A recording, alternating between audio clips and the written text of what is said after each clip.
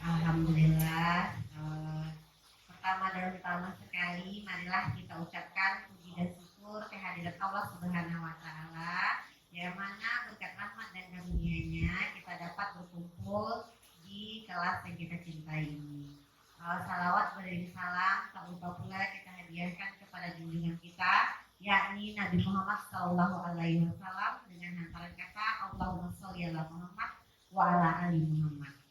Yang saya hormati Bapak Ibu guru yang hebat semuanya, terima kasih telah meluangkan waktunya sehingga sempat datang ke ruangan ini untuk mendengarkan dan melihat presentasi saya, di mana di sini saya adalah CGP angkatan 11 akan memaparkan aksi nyata modul 1 di P4, yaitu mengenai budaya positif.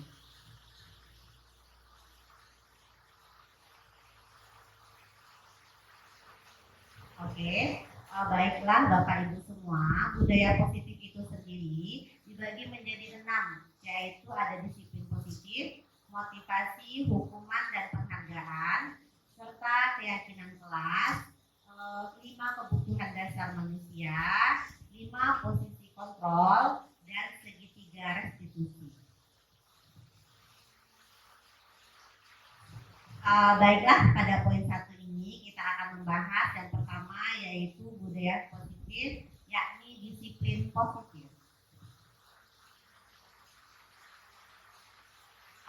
Sebelum saya menjelaskan apa itu disiplin, saya minta dulu kepada Bapak Ibu, apa sih yang ada di pikiran kita selama ini mengenai apa itu disiplin?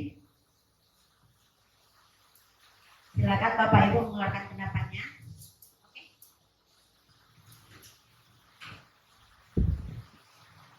Disiplin merupakan suatu kegiatan yang bisa menaati peraturan. Terima kasih Ibu. Ada lagi yang mau berpendapat? Ibu semua atau Bapak yang lain ada yang mau berpendapat tentang apa sih itu disiplin? Atau sudah satu suara saja kita? Ya, oke. Kalau seperti itu, mari kita bahas dulu apa itu disiplin. Menurut Ki Hajar Dewantara menyatakan bahwa di mana ada kemerdekaan, disitulah harus ada disiplin yang kuat. Dan menurut salah satu pakar lagi, yaitu Diane Guzman, dalam bukunya Restructuring School Discipline 2001, menyatakan bahwa kata disiplin itu sendiri berasal dari bahasa Latin disciplina, yang artinya belajar. Jadi dari dua pendapat ahli tersebut, kita dapat menyimpulkan bahwa seseorang yang memiliki disiplin diri berarti mereka bisa bertanggung jawab terhadap apa yang dilakukan, karena mereka berdasarkan tindakan mereka sendiri. Mereka pada nilai-nilai kebajikan yang universal. Disiplin positif sendiri terbagi menjadi 3 kelompok. Yang pertama yaitu cara penerapan disiplin yang mengajarkan anak bertanggung jawab dan menumbuhkan kesadaran diri berdasarkan nilai-nilai kebajikan. Lebih ke arah disiplin diri yang dapat mengontrol diri dalam melakukan berbagai hal, dan juga dapat membuat murid memahami dan menyadari berdasarkan motivasi internal, bukan akibat paksaan, ujian atau hukuman. Itu maksudnya disiplin positif. Oke, sedangkan dari ketiga poin tadi, poin pertama dan kedua merupakan disiplin positif. Kita lanjut. Jadi tujuan disiplin positif adalah agar terbentuknya murid-murid yang berkarakter, berdisiplin, santun, jujur, peduli, dan bertanggung jawab, dan pembelajaran sepanjang hayat. Itulah tujuan dari disiplin positif itu sendiri. Yang kedua, budaya positif yang kedua adalah motivasi dan hukuman serta penghargaan. Di sini kita bisa lihat ada 3 motivasi perilaku manusia, yakni yang pertama untuk menghindari ketidaknyamanan, yang kedua untuk mendapatkan imbalan atau penghargaan dari orang lain, dan yang ketiga adalah untuk menjadi orang yang mereka inginkan dan menghargai diri sendiri dengan nilai-nilai yang mereka percayai. Dari ketiga motivasi perilaku manusia tersebut, motivasi yang pertama dan kedua merupakan motivasi yang berasal dari luar diri. Sedangkan motivasi yang ketiga adalah motivasi yang berasal dari dalam diri orang itu sendiri atau manusia itu sendiri. Oke, sekarang kita lihat dulu videonya.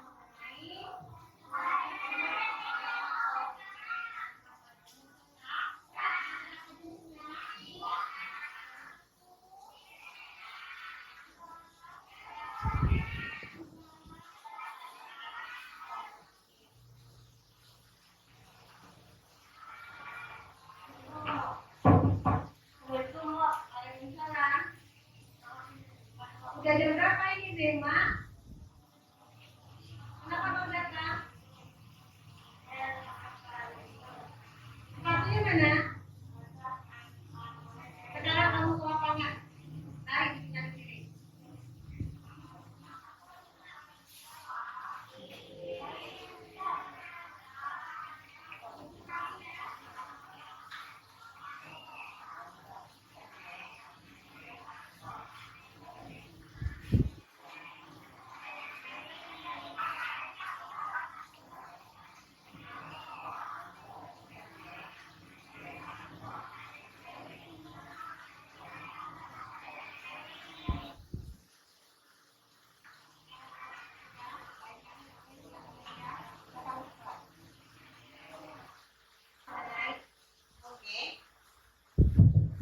Baik Bapak Ibu, dari video yang telah diputarkan tadi, apa pendapat yang terlintas di pikiran Bapak Ibu? Bapak Ibu boleh berpendapat, silakan yang mau berpendapat boleh mengacungkan tangannya. Ya Bu, baik, silakan Bu.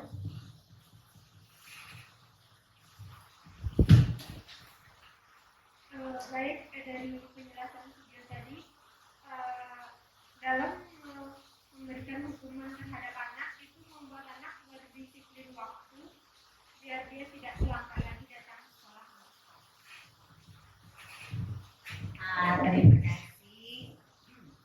Terima kasih Ibu atas pendapatnya. Tadi Ibu berpendapat bahwa dengan diberikan hukuman tadi anak bisa paham akan disiplin waktu ya Bu ya. Oke.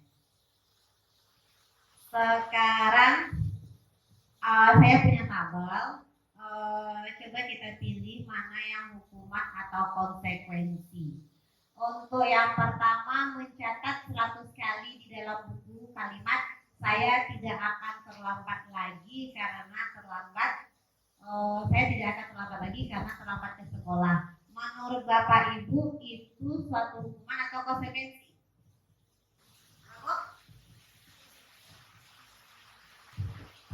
Mencatat 100 kali di dalam buku dengan nomor kalimat saya tidak akan terlambat lagi itu termasuk konsekuensi.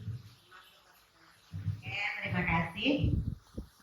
Kita lanjut yang kedua, lari mengelilingi lapang basket 2 kali karena terlambat hadir ke sekolah. Itu termasuk hukuman atau konsekuensi, Bu? Ya, silakan, Bu.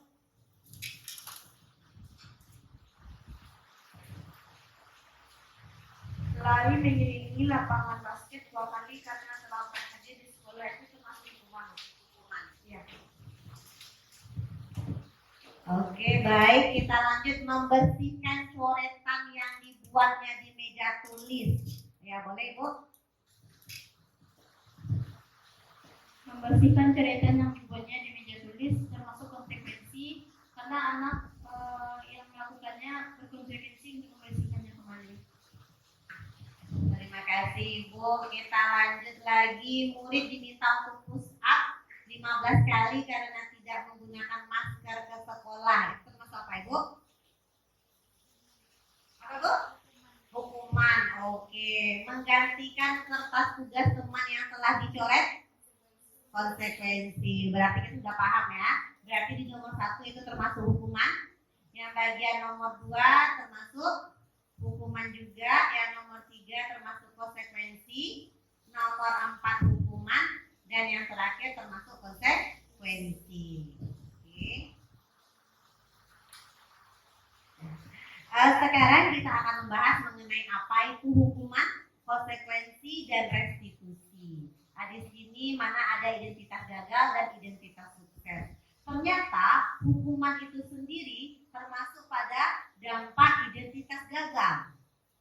Sedangkan konsekuensi dan restitusi termasuk pada identitas sukses atau disiplin.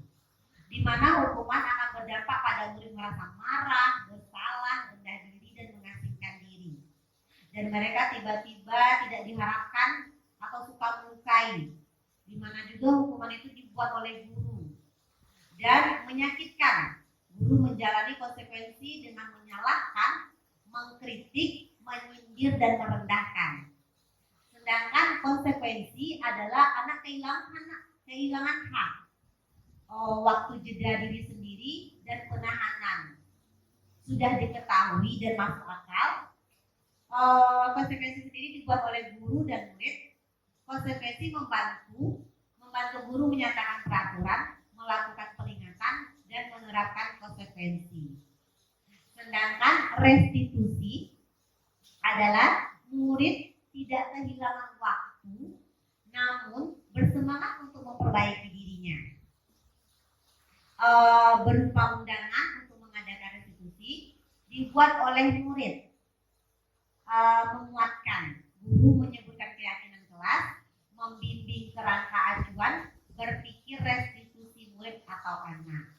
Jadi di sini dari tabel identitas gagal dan identitas sukses, ternyata dari video yang kita tayangkan tadi, ternyata hukuman itu termasuk pada identitas gagal.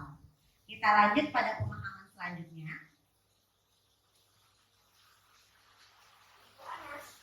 Oke, di sini saya punya masalah, yaitu Ibu Anas, guru kelas 2 SD, mendapatkan masalah.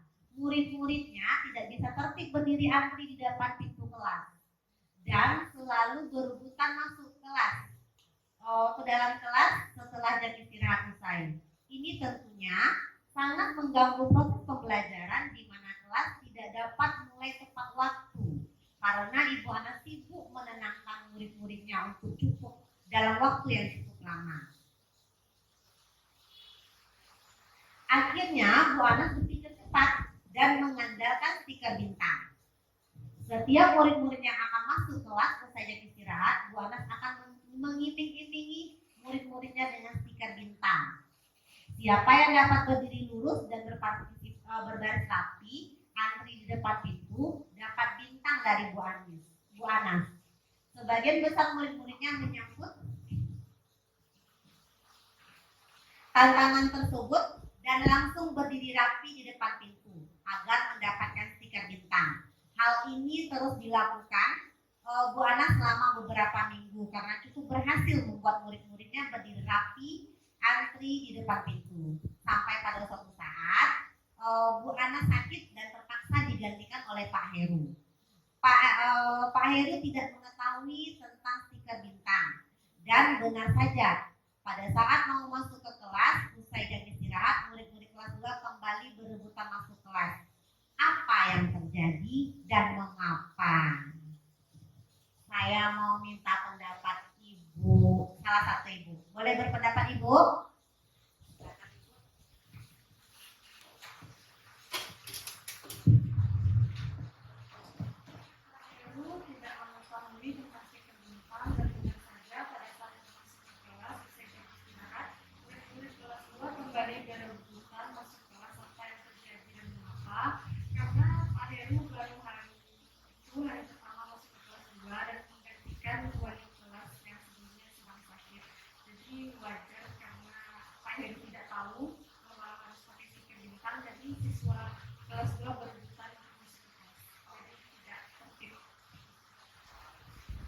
Terima kasih ya Ibu ya. Berarti karena Pak Heru tidak tahu dan siswa pun biasanya terlatih dengan bintang ya, makanya anak-anak tidak tertib lagi. Oke, kita lanjutkan pembahasannya. Oke, ternyata stiker bintang yang diberikan oleh Bu Anas itu sebuah bentuk penghargaan. Ternyata mereka terlatih untuk berdisiplin jika ada penghargaannya, ada hadiahnya. Ternyata kalau mereka tidak diberi hadiah, mereka tidak melaksanakan lagi. Intisarinya di situ yang kita tangkap ya Bapak Ibu ya. Berarti bagaimana ya dengan penghargaan itu sendiri ya? Baiklah, sekarang kita bahas mengenai penghargaan itu sendiri. Di mana penghargaan itu memiliki efek. Pertama yaitu pengaruh jangka pendek dan jangka panjang. Di mana mungkin di awalnya penghargaan itu efektif, namun dalam jangka waktu yang pendek. Oke. Lalu jika kita menggunakan penghargaan lagi dan lagi, maka orang tersebut akan tergantung dengan penghargaan itu sendiri. Dan jika kehilangan motivasi, itu tampak sama kasus Bu Anis tadi kan, saat Ibu Anis tidak memberikan bintang, ternyata siswanya tidak mau lagi rapi. Oke, kita lanjut. Jika mendapatkan penghargaan untuk melakukan sesuatu yang baik, maka selain kita senantiasa berharap mendapatkan hal tersebut lagi, dan itu tidak menyadari tindakan baik yang kita lakukan. Berarti mereka tidak paham kalau harus disiplin dan tertib. Oke, kita lanjut lagi. Penghargaan tidak efektif. Selama ini kita pikir penghargaan efektif kan? Ternyata di kasus Bu Anas tidak efektif ternyata. Saat tidak diberi, mereka tidak mau lagi. Yaitu suatu penghargaan, suatu benda atau peristiwa yang diinginkan yang dibuat dengan persyaratan. Hanya jika Anda melakukan hal ini, maka Anda akan mendapatkan penghargaan yang diinginkan. Jika saya mengharapkan sesuatu penghargaan dan tidak mendapatkannya, maka saya akan kecewa dan berkecil hati. Dan jika kita memberikan seseorang suatu penghargaan untuk melakukan sesuatu, maka kita harus terus-menerus memberikannya. Seperti pada kasus Bu Anas tadi, setiap hari baru mereka mau disiplin. Oke. Penghargaan tidak efektif. Oke. Misalnya ketika seorang diberi penghargaan atau dipuji di depan orang banyak, maka yang lain akan merasa iri, menimbulkan kesenjangannya, merasa iri yang lainnya. Kita lanjut, jika orang sering memberikan penghargaan kepada murid-muridnya, besar kemungkinan murid-muridnya termotivasi hanya untuk menyenangkan hati guru. Bukan mereka paham sendiri apa itu sebenarnya, seperti kata Bu Anas tadi, bukan mereka paham harus berdisiplin, tapi mereka memperoleh bintang tujuan dari mereka. Baiklah, di sini pada kolom pertama tadi ada perilaku gagal dan perilaku sukses. Di sini ada restitusi.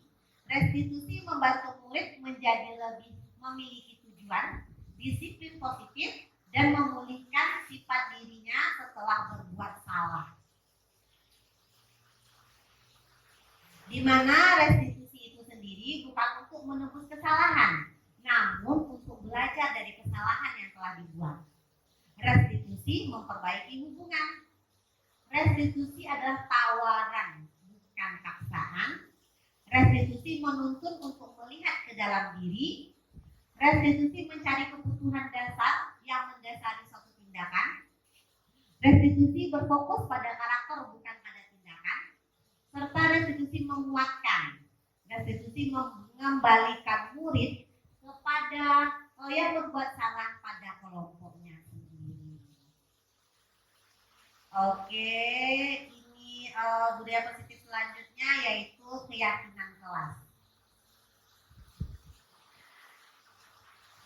Keyakinan kelas adalah nilai-nilai kebajikan yang ditekankan pada keyakinan seseorang akan lebih memotivasi seseorang dalam diri. Seseorang akan lebih tergerak dan bersemangat untuk menjalankan keyakinannya daripada hanya sekedar mengikuti serangkaian tertulis tanpa makna.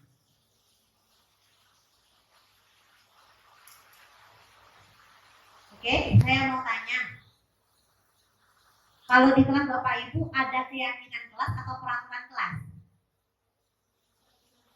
Peraturan kelas. Kalau peraturan kelas itu siapa yang membuat biasanya Bapak Ibu? Guru ya, berarti. Kalau keyakinan kelas yang membuatnya adalah guru, adalah siswa. Jadi di sini kita memakai tadi dari restitusi itu tadi, dari dalam diri mereka sendiri, mereka yang mengontrol diri mereka sendiri, sehingga nanti terbentuk budaya positif. Sedangkan kalau peraturan yang membuat adalah pihak lain, bukan mereka yang sebagai pengontrolnya. Di mana sini pembentukan keyakinan kelas bersifat lebih abstrak daripada peraturan yang lebih rinci dan konkret. Keyakinan kelas merupakan pernyataan-pernyataan yang universal. Pernyataan keyakinan kelas senantiasa dibuat dalam bentuk positif. Keyakinan kelas tidak terlalu banyak sehingga mudah diingat. Ini pembentukannya ya. Keyakinan kelas sebaiknya sesuatu yang dapat diterapkan di lingkungan tersebut, dan semua warga kelas hendaknya ikut berkontribusi dalam pembuatan keyakinan kelas serta bersedia meninjau kembali keyakinan kelas dari waktu ke waktu. Di sini ada hal yang telah saya lakukan di kelas, yaitu membuat keyakinan kelas. Di mana langkah pertama saya meminta murid-murid untuk membuat keyakinan kelas apa yang mereka inginkan di kelas mereka. Setelah mereka membuat masing-masing, kami meminta mereka untuk menempelkan keyakinan kelas yang mereka berasal dari diri mereka untuk ditempel di papan tulis. Lalu kita kelompokkan lagi yang sama, kita kelompokkan. Lalu nanti kita rubah kalimatnya menjadi kalimat yang positif. Lalu disepakati oleh seluruh warga kelas dan ditandatangani oleh wali kelas dan perangkat kelas. Di sini misalnya contohnya tidak boleh datang terlambat. Misalnya kan biasanya peserta didik seperti itu tuh, dibuat tidak boleh datang terlambat. Jadi kata tidak boleh datang terlambat di sini kita rubah maknanya menjadi kalimat yang positif. Misalnya dengan mengganti datang tepat waktu. Nah, itu akan terdengar lebih positif dan mereka bisa memahaminya itu. Kita lanjut lagi. Yang selanjutnya budaya positif adalah tentang 5 kebutuhan dasar manusia.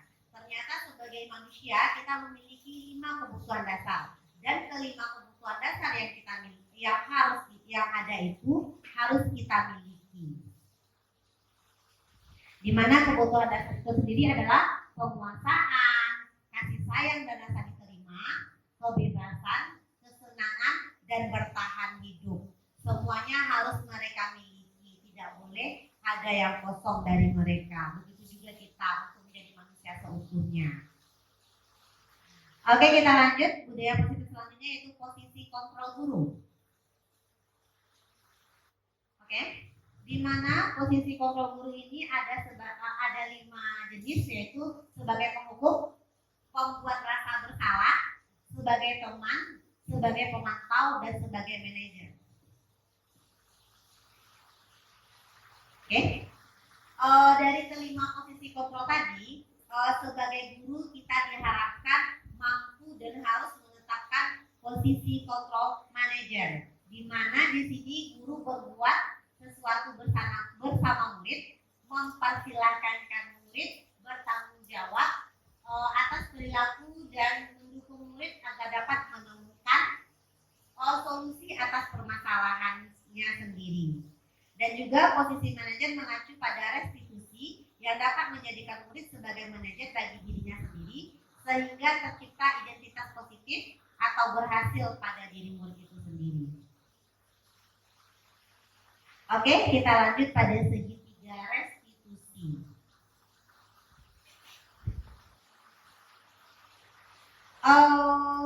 Segitiga restitusi yaitu suatu proses dialog yang dijalankan guru atau orang tua agar dapat menghasilkan murid yang mandiri dan bertanggung jawab. Di mana tahapan segitiga restitusi itu sendiri adalah yang pertama menstabilkan identitas, validasi tindakan yang salah, dan menanyakan keyakinan.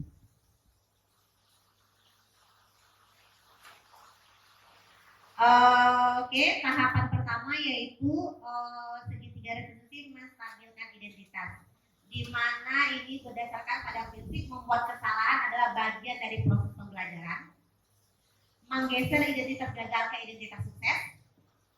Lanjut kita pada validitas tindakan yang salah, di mana ini berdasarkan pada prinsip setiap perilaku berupaya memenuhi suatu kebutuhan tertentu. Guru akan bergeser dari pemikiran stimulus, respon menjadi proaktif, dan mengenali dan mengakui kebutuhan murid akan memperbaiki hubungan dengan murid. Lanjut pada tahapan ketiga yaitu menanyakan keyakinan, di mana murid akan diberikan pernyataan-pernyataan yang bermakna untuk memunculkan motivasi secara intrinsik dan mampu mengaitkan keyakinannya dengan tindakan yang salah.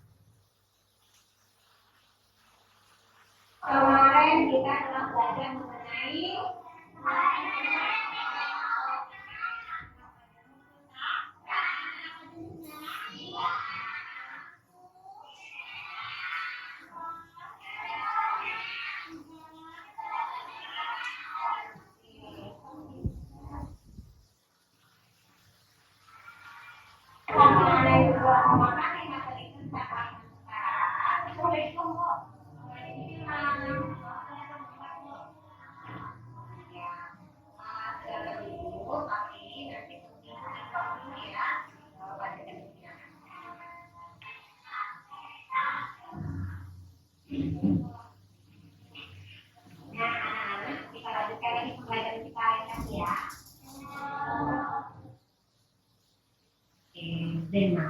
Zena tahu kenapa ikutan dan perubahan ini, Nak? Kalau saya terlambat ke sekolah dan tidak memakai seperti saya pergi sekolah. Oke, tepat sekali. Sekarang ibu mau bertanya, kenapa Zena terlambat datang ke sekolahnya? Jadi kalau saya karena terlambat banget, saya kita bukan larang. Lalu, kenapa Zena pakai negatif?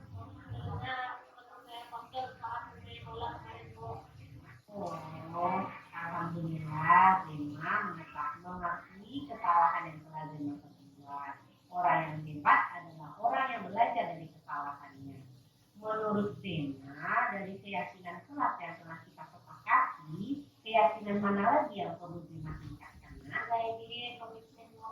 Oke, menghargai diri dan komitmennya bagaimana, Nak? Kehidupan larang Kak, mengesal larang saat saya sebelum tidur, Lalu, dan tidak mungkin sekolah saat saya pulang. oke, semoga kedepannya Zena komitmen ya dengan langkah selanjutnya dan Zena tidak mengulangi lagi kesalahan yang telah dibuat. Oke anak ya, silakan istirahat sebelum masuk ke kelas ya.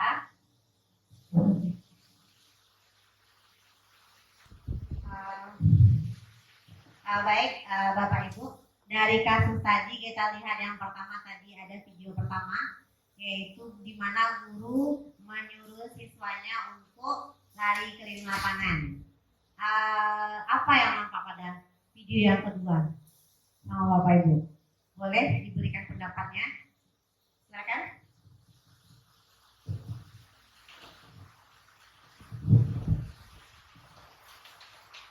Dalam video kedua itu ada seorang anak yang memberi alasan dia ketika dia salah, dan guru juga menanyakan kenapa anak tersebut telat bangun dan telat ke sekolah. Terima kasih Ibu. Baiklah, iya benar kata Ibu tadi bahwa di kedua itu guru telah menerapkan restitusi, segitiga restitusi, di mana di sini anak meminta untuk tahu apa kesalahannya, guru menstabilkannya dengan bahwa kesalahan itu wajar dan anak itu telah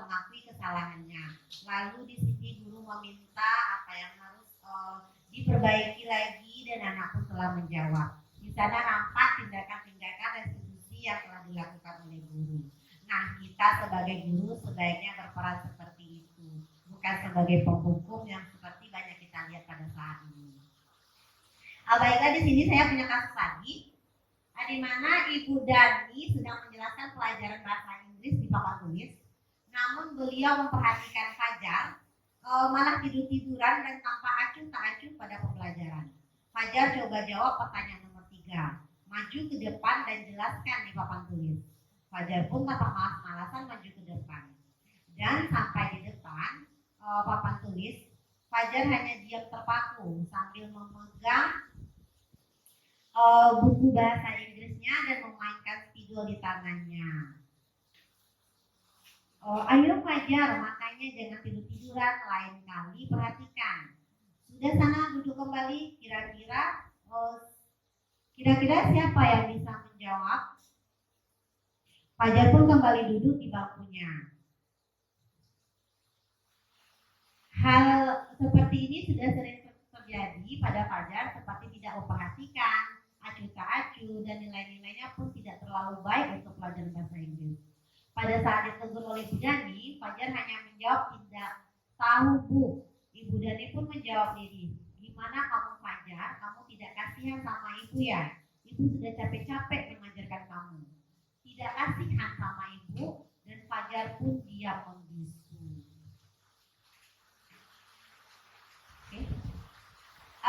Pada kasus Fajar tadi, posisi kontrol apa yang diambil oleh Bu Dani terhadap pendekatan kepada Fajar? Bapak Ibu ada yang tahu? Kan tadi kita ada 5 posisi kontrol tuh. Ada sebagai teman, ada sebagai pembuat rasa bersalah, ada pembuku, ada manajer. Rasanya tadi yang Ibu Dani lakukan pada Fajar posisi apa Bapak Ibu? Apa boleh Ibu? Membuat diri merasa bersalah. Oke, membuat diri merasa bersalah. Ada pendapat lain Ibu? Ada lagi Ibu? Silakan Ibu. Mungkin sama Bu. Merasa bersalah. Merasa bersalah, oke. Karena membawa dia ke depan ya, lalu disuruh duduk, oke. Sekarang kita lihat. Ternyata hal yang dilakukan oleh ibu itu dalam kasus tersebut ada 3 posisi kontrol yang telah dilakukan oleh guru. Di mana pertama membuat rasa bersalah, benar tadi dengan jawabannya, yaitu gimana kamu Fajar, kamu tidak kasihan sama ibu ya? Ibu sudah capek-capek mengajar kamu, tidak kasihan sama ibu. Yang kedua yang dilakukan oleh ibu tadi adalah Ibu Dani penghukum. Fajar, coba menjawab pertanyaan nomor 3, maju ke depan dan kerjakan di papan tulis. Yang ketiga, ayo Fajar, makanya jangan tidur-tiduran, lain kali perhatikan. Itu adalah posisi kontrol teman dengan kata ayo. Biasanya kalau posisi kontrol teman itu dengan kata ayo, mari, seperti itu. Oke, kita lanjut pada pertanyaan yang kedua. Membaca sikap Fajar, kira-kira kebutuhan apa yang diperlukan oleh Fajar Bapak Ibu dari 5 kebutuhan dasar tadi? Menurut Bapak Ibu, mana yang belum terpenuhi di diri Fajar ini? Boleh Ibu?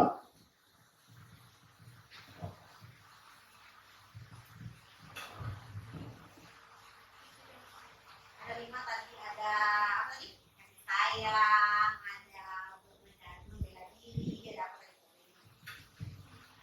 Dari sikap Fajar, kira-kira kebutuhan apa yang dibutuhkan Fajar itu yaitu kurangnya kasih sayang dari guru.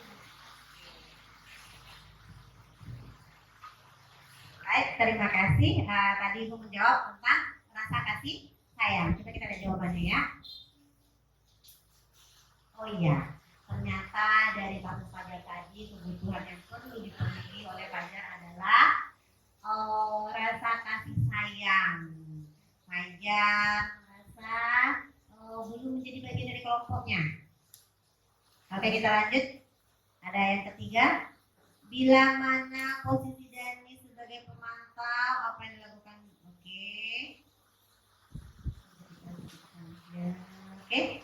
Oke. Bila mana Ibu Dani mengambil posisi pemantau,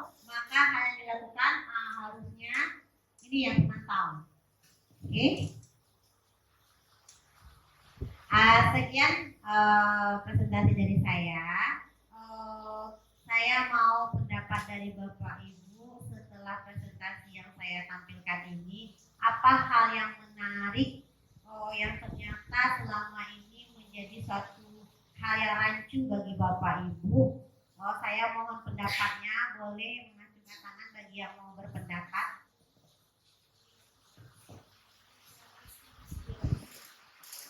Boleh? Iya, silakan Ibu.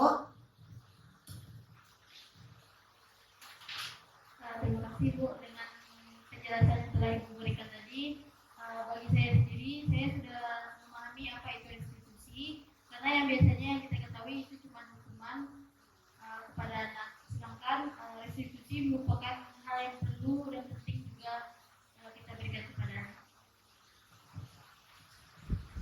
Terima kasih Ibu. Berarti selama ini rasanya kita berada di jalur yang salah ya. Kita menganggap bahwa dengan menghukum itu anak akan disiplin. Ternyata dari pemaparan tadi hukuman bukanlah hal yang efektif. Penghargaan juga, ternyata kita pikir penghargaan itu bagus, kemajuan. Nah, ternyata banyak juga sisi negatif dari dampak hukuman tersebut. Oke, sekian penjelasan dari saya. Saya berharap apa yang saya presentasikan ini bisa merubah pola pikir saya sebagai orang yang mempresentasikan materi, dan saya juga berharap kepada ibu semua kita bersama-sama merubah pola pikir kita dengan menerapkan segitiga restitusi, bukan lagi menjadi posisi kontrol sebagai penghukum. Kita berusaha untuk mencapai posisi kontrol manajer. Sepakat ibu-ibu?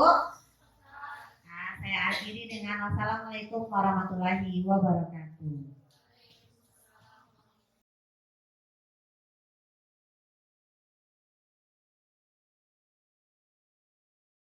Oke, selamat pagi Ananda semua.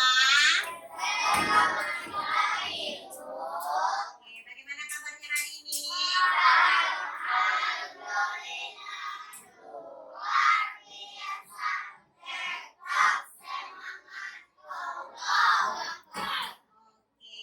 Sekarang anak ibu telah naik ke kelas 5. Di kelas 5 ini, sebelum kita melanjutkan pelajaran kita, nak, ada hal yang perlu kita buat pertama dahulu. Apa yang perlu kita buat, nak? Apa? Kita angkat tangannya. Oke. Apa, nak? Kesepakatan sekolah. Kesepakatan kelas apa, nak? Berdoa. Oke, berdoa sudah tadi kan? Sudah berdoa? Sudah, oke. Sekarang tadi ada yang angkat tangan, tadi ada yang bilang kesepakatan kelas, Bu. Anak ibu tahu apa kesepakatan kelas?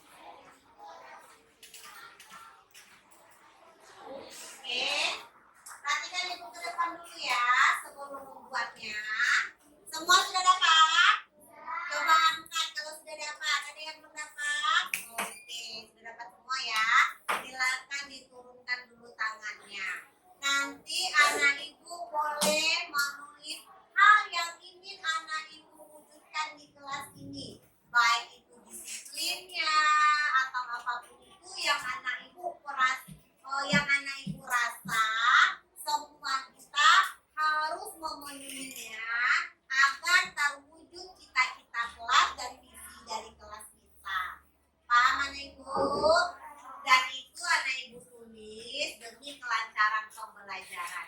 Yang ditulis adalah hal-hal yang mendukung berjalannya pembelajaran dengan baik. Silakan mulai anak ibu.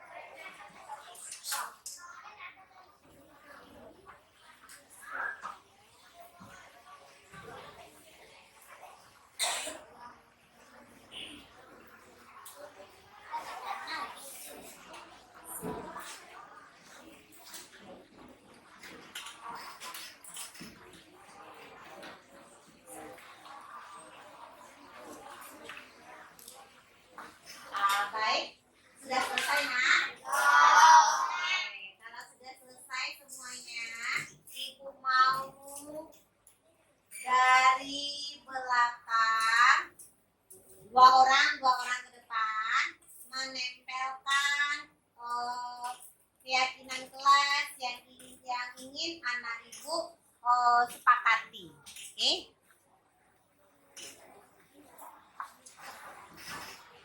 Oke, silakan dua orang mulai dari Zema ke depan.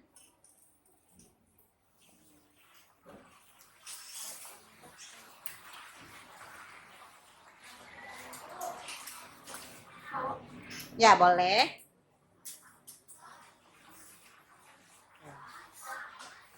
Lanjut, bergantian ya.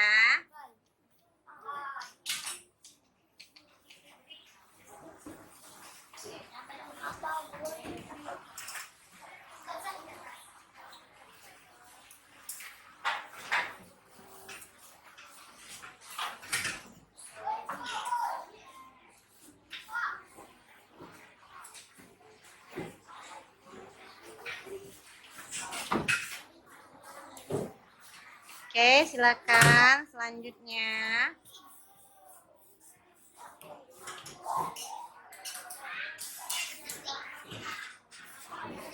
Terus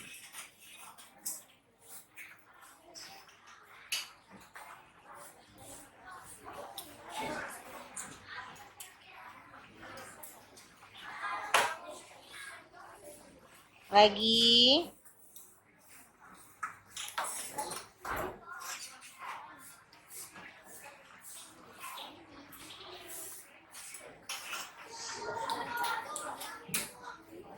Lanjut.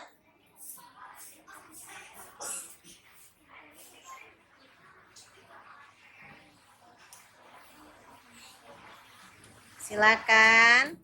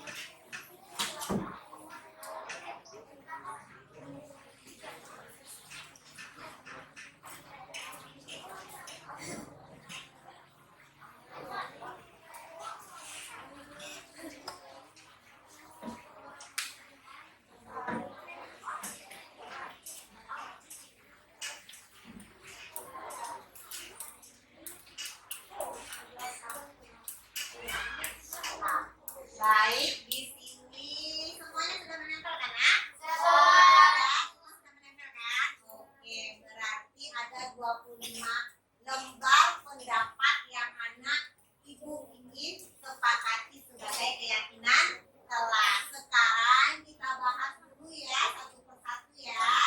Apa keyakinan kelas yang telah anak ibu buat tadi? Ibu bacakan pertama ya. Oke, yang pertama yaitu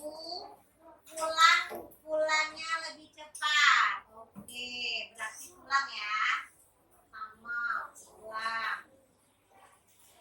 pulangnya cepat. Oke.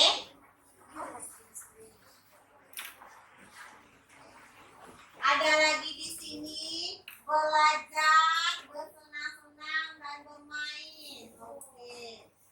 Belajar, bersenang-senang.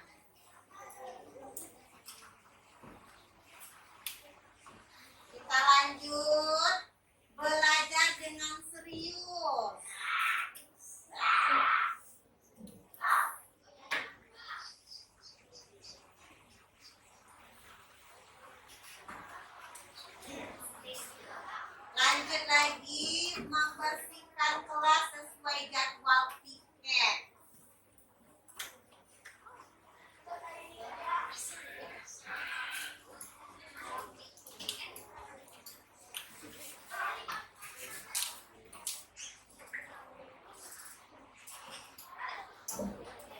Oke, ini yang pertama. Oke, Ibu minta dulu ke kelas depan membacakannya. Nanti Ibu tuliskan yang sama. Oke, ke kelas silakan. Ambil satu, dibacakan. Oke? Ya. Oke, mematuhi aturan kelas.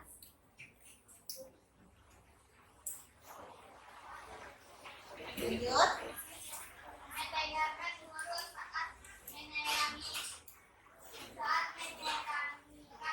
Oh, mendengarkan dulu saat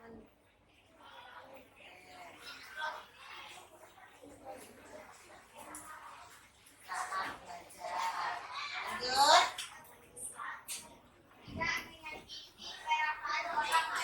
Tidak menyakiti perasaan orang lain.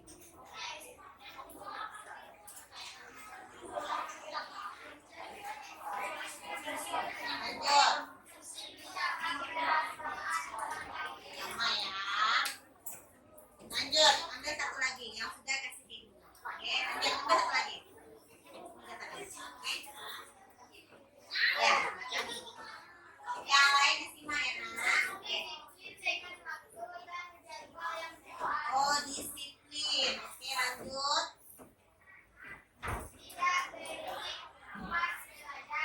Tidak berisi berarti sama dengan belajar dengan serius ya. Oke, lanjut.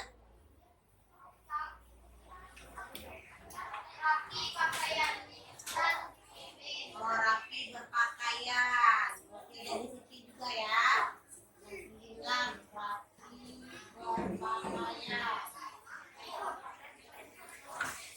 Lanjut. Oke, sepakat dengan pikirkan sama ya. Oke, lanjut lagi.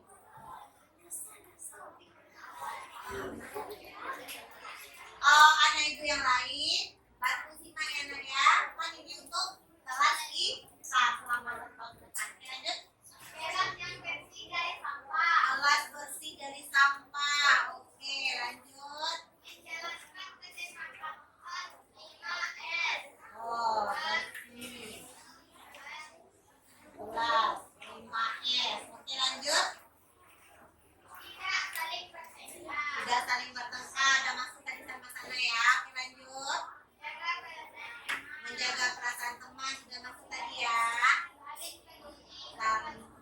Oke, saling peduli bukan bully. Oke, lanjut. Ini lagi.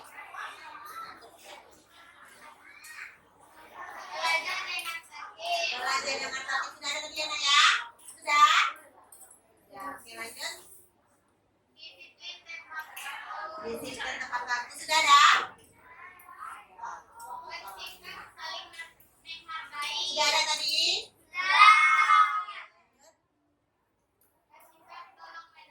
Oke, saling tolong menolong. Oke, lanjut.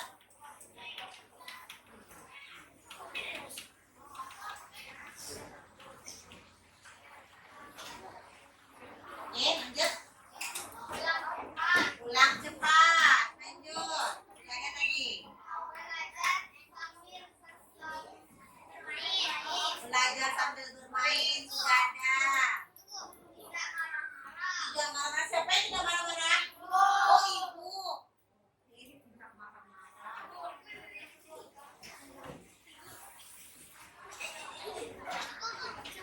Lanjut. Istirahat lama. Oke, lanjut.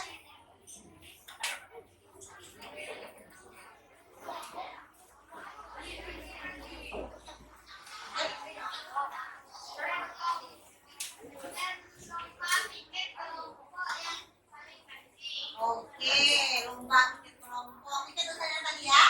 Oke, lanjut. Buang muka setiap hari Senin. Oke, buang muka. Buang muka ya. Lanjut.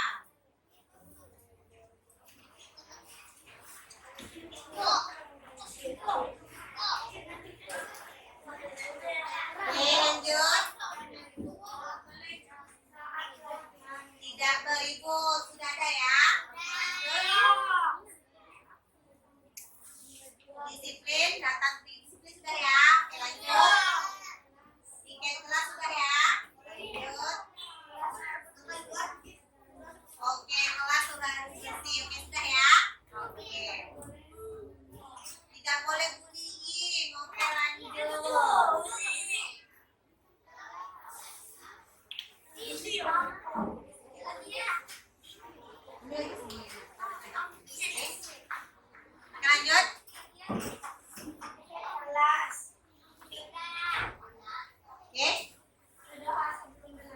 Berdoa sebelum belajar, ya. Belajar dengan tertib, ada. Menghargai guru, ada nak? Belum? Oke, menghargai guru.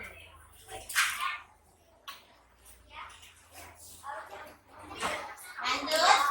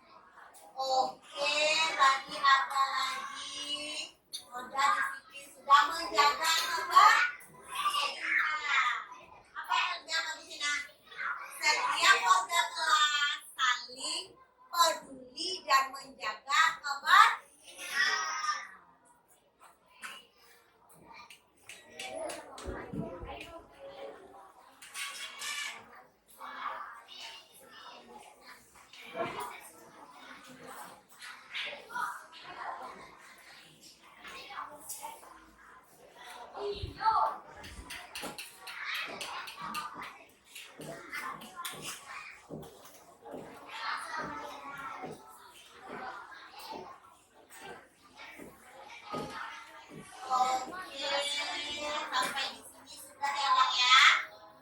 Oke. Belajarnya bersenang-senang berarti belajar dengan semangat. Apa lagi? Oh, bergembira. Oke. Oke, kita hapus yang ini.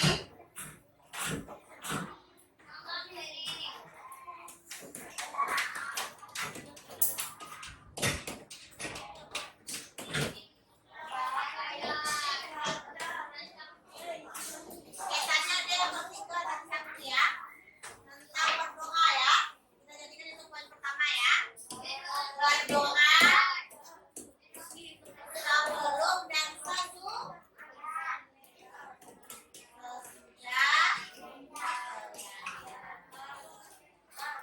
Baiklah anak ibu dari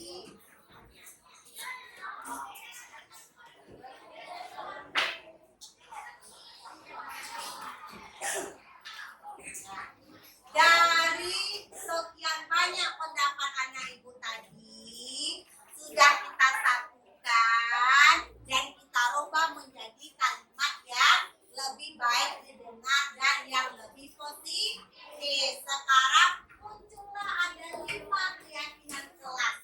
Sepakat anak ibu semua?